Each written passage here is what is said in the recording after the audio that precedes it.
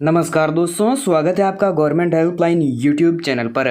दोस्तों, अगर आप भी 8वीं पास है, 10वीं पास है, 12वीं पास है और आप सभी लोगों का एक सपना एक सरकारी नौकरी लेने का, तो ये भर्ती दोस्तों आप सभी लोगों के लिए बहुत ही अच्छी भर्ती रहने वाली है। क्योंकि मैं आपको बता दूं, रेलवे विभाग भर्ती 2024 का जो ऑफिशियल नोटिफिकेशन है वो यहाँ पर जारी हो चुका है। दोस्तों, काफ़ी मेरे प्यारे भाई और बहन है जो इस भर्ती का इंतजार कर रहे थे, तो आज उनका इंतजार है जो खत्म होने वाला है। क्योंकि इस भर्ती के तहत अपना फॉर्म भर के ही एक सरकारी नौकरी है जो ले सकते हैं। क्योंकि यहाँ पर आपकी कोई भी परीक्षा या फिर कोई भी इंटरव्यू नहीं होगा, और साथ ही में दोस्तों ये भर्ती है जो सीधी भर्ती रहने वाली है। इसमें दोस्तों यहाँ पर आपको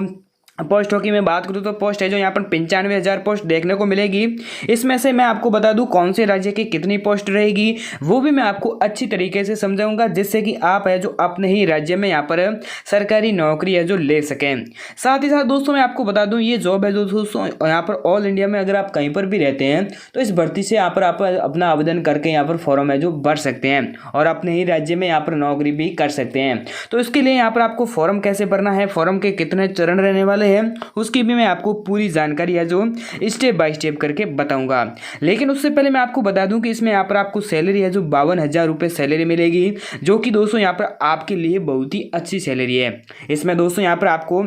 जो यहाँ पर नौकरी करने का टाइमिंग है वो कितना रहेगा, तो उसकी टाइमिंग की मैं बात करूँ तो यहाँ पर आपको कम से कम 6 घंटे आपको ड्यूटी करनी है। 6 घंटे ड्यूटी करने के बाद में जो यहाँ पर आपकी ड्यूटी है जो समाप्त हो जाएगी। चाहे वो रात में हो चाहे वो दिन में हो, आपको केवल और केवल यहाँ पर 6 घंटे ड्यूटी करनी होगी। साथ ही साथ दोस्तों मैं आपको बता दूँ कि यहाँ पर आपका एज क्राइटेरिया है जो 18 वर्ष से अधिक होना चाहिए। क्योंकि कुछ मेरे प्यारे भाई और बहन है जिन्होंने 8वीं पास 10वीं पास कर रखा है और उनकी जो एज क्राइटेरिया है वो 18 वर्ष से कम है, तो यहाँ पर आप इतना फॉर्म है जो नहीं भर पाएंगे, और अगर आप फॉर्म भर भी देते हैं तो आपका फॉर्म है जो सीधा रिजेक्ट कर दिया जाएगा। तो ये बात आपके ध्यान में होनी चाहिए, और आपके ध्यान में यूँ होनी चाहिए क्योंकि कुछ मेरे प्यारे भाई और बहनों जो कमेंट करते हैं कि हमने 10वीं पास कर लिया है और हमारा जो फॉर्म है जो अप्लाई नहीं हो पा रहा है, तो उसका बड़ा रीज़न ये भी हो सकता है कि यहाँ पर आपका फॉर्म की डेट है जो आपकी आयु सीमा है वो यहाँ पर आपकी 18 वर्ष से कम हो सकती है। तो आपकी जो डॉक्यूमेंट में 18 वर्ष से ऊपर है तो ही मान्य होगा, अन्यथा मान्य है जो नहीं होगा। तो मैं आपको बता दूं इसमें फॉर्म भरने की तिथि क्या है, कैसे आपको जानकारी है, वो मैं आपको पूरा ऑफिशियल नोटिफिकेशन पर ले सकता हूं, वहां पर मैं आपको पूरी जानकारी बता देता हूं। लेकिन दोस्तों वीडियो में आगे बढ़ने से पहले मेरी एक छोटी सी रिक्वेस्ट है कि आपने अभी तक हमारे टेलीग्राम चैनल को ज्वाइन नहीं किया तो लिंक है जो मैंने डिस्क्रिप्शन में दे दिया है, वहां से हमारे टेलीग्राम चैनल का भी ज्वाइन है जो जरूर कर दीजिएगा। तो चलिए चलते हैं इसके ऑफिशियल नोटिफिकेशन पर और पूरी जानकारी है जो स्टेप बाय स्टेप करके बता देते हैं। दोस्तों आप लोग देख सकते हैं हम लोग आ चुके हैं रेलवे विभाग भर्ती 2024 के ऑफिशियल नोटिफिकेशन पर। यहाँ पर मैं आपको पूरी जानकारी है जो स्टेप बाय स्टेप करके समझाऊंगा, जिसमें यहाँ पर आपको कैसे आवेदन करना है। और दोस्तों यहाँ पर आवेदन करने के लिए आपके पास में 2 स्टेप रहने वाले हैं। तो पहला स्टेप क्या रहेगा, दूसरा स्टेप क्या रहेगा, उसके बारे में भी आपको अच्छी तरीके से समझाऊंगा, जिसमें आपकी कोई भी गलती न हो और आपका सही से फॉर्म है जो भरा जा सके। तो ऐसे में दोस्तों मैं आपको बता दूं रेलवे विभाग जो यहाँ पर भर्ती में यहाँ पर 85,000 पदों पर ये जो बिना परीक्षा भर्ती होने जा रही है, इसमें यहाँ पर आप सभी लोगों के लिए बहुत ही बड़ी खुशखबरी है कि आपके यहाँ पर अपने ही राज्य में, यहाँ पर अपने ही ज़िले में, यहाँ पर कहीं पर भी रेलवे का यहाँ पर जो यहाँ पर देख सकते हैं कि यहाँ पर कोई भी रेलवे की वैकेंसी पद है जो खाली है, तो वहाँ पर आप है जो यहाँ पर फॉर्म भरकर वहाँ पर भी नौकरी है जो ले सकते हैं। ये भी आपके पास में एक बहुत ही अच्छा मौका, सुनहरा मौका आपके लिए रहने वाला है। अब दोस्तों मैं आपको बता दूँ रेलवे विभाग भर्ती 2024 के लिए यहाँ पर बिना परीक्षा बिना मेरिट के आधार पर यहाँ पर भर्ती होने जा रही है। तो यहाँ पर आपके लिए ये अच्छा एक रहने वाला है कि आपका इसमें कोई भी इंटरव्यू या फिर कोई भी यहाँ पर कोई भी एग्जाम नहीं रहेगा। तो यहाँ पर अपना फॉर्म कैसे भरना होगा, कई बार ये भी आपके ध्यान में नहीं रहता है, तो ये भी मैं आपको अच्छी तरीके से इसमें समझाऊंगा। रेलवे विभाग भर्ती 2024 का जो ऑफिशियल जो नोटिफिकेशन है वो रोजगार समाचार पत्रों में भी प्रकाशित हो चुका है। कृपया आवेदन करने से पहले आपको रेलवे विभाग की पूरी जानकारी जान लेनी है। अब दोस्तों कुछ लोग हैं जो यहाँ पर पूरी जानकारी नहीं जानते हैं, बीच में ही यहाँ पर आवेदन करने लग जाते हैं, तो उनका फॉर्म है जो सीधा रिजेक्ट हो जाता है, क्योंकि उनको यहाँ पर पूरी जानकारी नहीं मिल पाती है, पूरी जो डिटेल है वो नहीं मिल पाती है कि कैसे आवेदन करना होता है, कौन कौन आवेदन कर सकते हैं, उसके बारे में भी आपको जानकारी नहीं होने के कारण आपका फॉर्म है जो सीधा रिजेक्ट भी हो जाता है। आपको इस बात को भी ध्यान में रखना होगा। अब दोस्तों मैं आपको बता दूं पद विवरण। सबसे इम्पोर्टेंट पॉइंट ये है कि आपका पद विवरण जानना जरूरी है। अब यहाँ पर आपको ये जानना जरूरी है कि पद विवरण में कौन कौन से यहाँ पर कितने कितने पद है, कौन से पद के लिए कितनी संख्या है, तो वो भी मैं आपको अच्छी तरीके से बता देता हूँ। तो सबसे पहले कर्मचारी के लिए 28,000 पद है और सहायक के लिए 32,000 पद है और यहाँ पर टिकट कलेक्टर के लिए भी 30,000 24,000 से लेकर 30,000 के आसपास पद है जो आपको देखने को मिलेंगे, जो कि अलग अलग राज्यों के लिए अलग अलग पद क्राइटेरिया रखा गया है। अब दोस्तों यहाँ पर योग्यता की बात करूँ तो आवेदन करने की योग्यता के लिए आप लोग देख सकते हैं यहाँ पर अनपढ़ है, 5वीं पास है, 8वीं पास है, 10वीं पास है और यहाँ पर 12वीं पास है, सभी लोग इसमें आवेदन कर सकते हैं। लेकिन आपको ये ध्यान रखना होगा कि यहाँ पर आप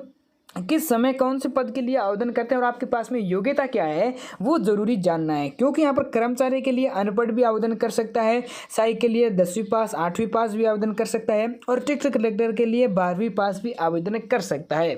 अब दोस्तों यहाँ पर आपके मन में जरूर सवाल आया होगा कि आप है जो 12वीं पास है तो आप तीनों पदों के लिए आवेदन कर पाएंगे या फिर नहीं कर पाएंगे। मेरे प्यारे भाई और बहन ने जो यहाँ पर यही गलती कर बैठते हैं, सबसे बड़ी गलती उनकी ये रहती है कि वो तीनों पदों के लिए आवेदन कर देते हैं और उनका फॉर्म है जो सीधा रिजेक्ट हो जाता है, एक भी पद के लिए उनका सिलेक्शन नहीं होता है। तो ऐसे में दोस्तों आपको क्या करना है कि यहाँ पर जो आपकी योग्यता दी गई है उसके अनुसार ही आपको एक पद के लिए ही आवेदन करना होगा।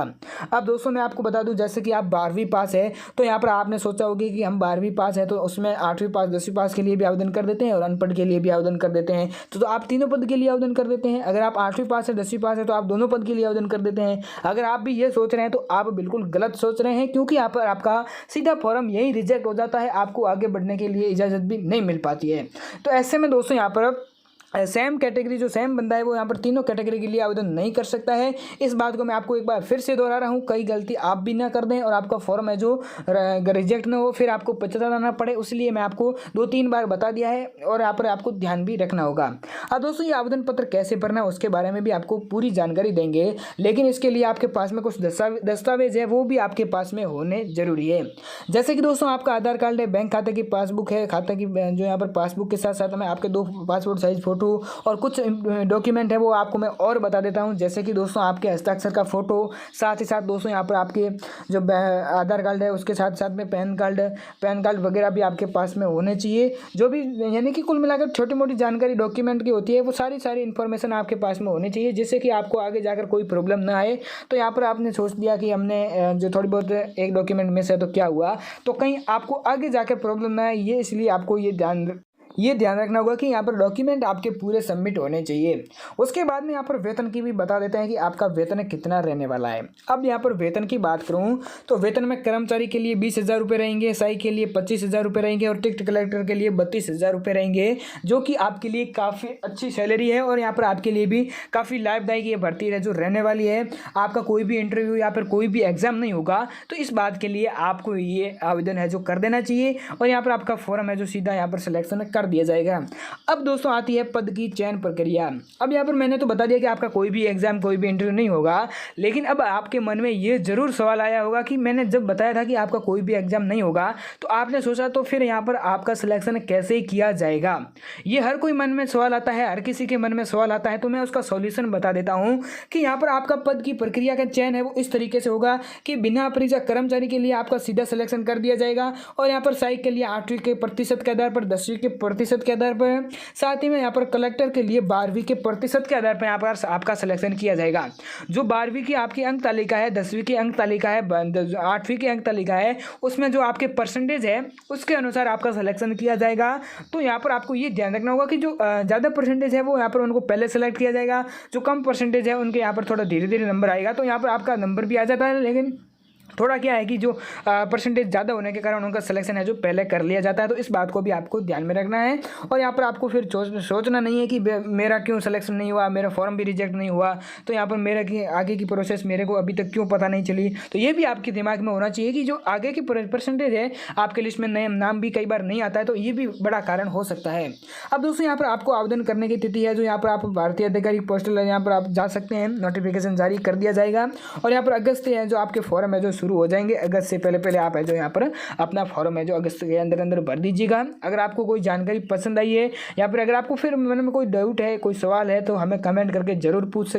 सकते हैं। और इसके अलावा दोस्तों मैं आपको बता दूं कि आप अभी तक हमारे टेलीग्राम चैनल को ज्वाइन नहीं किया है तो जल्दी से हमारे टेलीग्राम चैनल को ज्वाइन कर दें, क्योंकि वहाँ पर आपको मैं छोटी छोटी इन्फॉर्मेशन है जो देता रहता हूँ और यहाँ पर पूरी जानकारी भी आपको वहीं पर देता रहूँगा। छोटी छोटी जानकारी है जो आपकी कब जो अंतिम तिथि है, कब आपके फॉर्म भरने स्टार्ट होंगे, सारी कुछ जानकारी है मैं आपको वहाँ पर देता रहता हूँ।